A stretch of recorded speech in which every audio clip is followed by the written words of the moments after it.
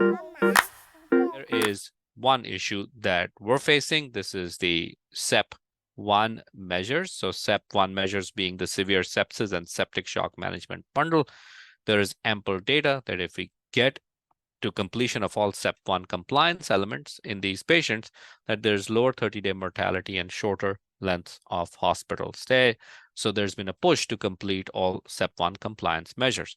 The measures here are listed on the slide. I won't go through each one of them. They're the usual lactate, blood cultures, antibiotics, repeat lactate, but the ones that really are time consuming and complicated and sometimes overdone is the 30 cc's per kilo of crystalloid fluids within 3 hours of initial hypotension or septic shock. And then number 5, repeating volume status and tissue perfusion assessment within 6 hours of septic shock if hypotension persists or initial lactate is greater than or equal to 4. I will tell you, as an ICU physician and someone who works very closely with my colleagues in the ER, these are the two we really struggle with in terms of completion of SEP-1 compliance elements within 3 hours. And I will also tell you that there's so many times when a patient walks into the ER, has a high lactate and tachycardia, is labeled as septic, and gets all of these fluids for nothing. Then there are those times when patients should not be getting 30 cc's per kilo, should maybe only be getting 15 cc's per kilo, or should be getting 40 cc's per kilo, but they don't get it and they stay under resuscitated or are over resuscitated. And this I depict here. You can either fill the tank too slowly or give too little or too much. And that's the whole struggle. And before you go to vasopressor or inotropic therapy.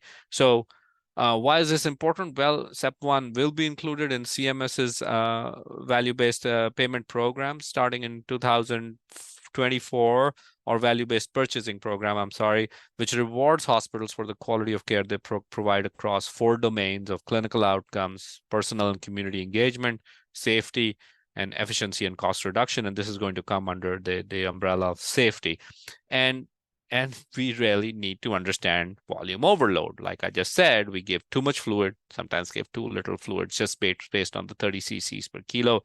I've already talked about the problems of volume overload, but if you want to see more, there's loads and loads of publications that talk about increased morbidity, mortality, length of hospital stay, organ system failure, and costs, increased hospital costs.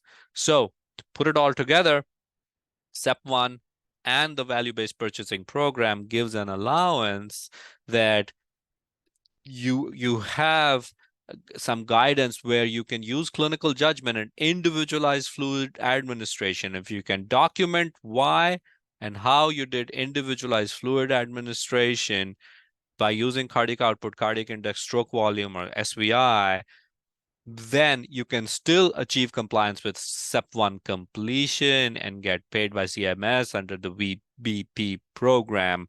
And more importantly, you're doing the right thing for your patient, because I cringe all the time when I see 2 or 3 liters of crystalloids given to every single patient, whether you're 18 years old with a healthy myocardium or you're 90 years old with diastolic dysfunction.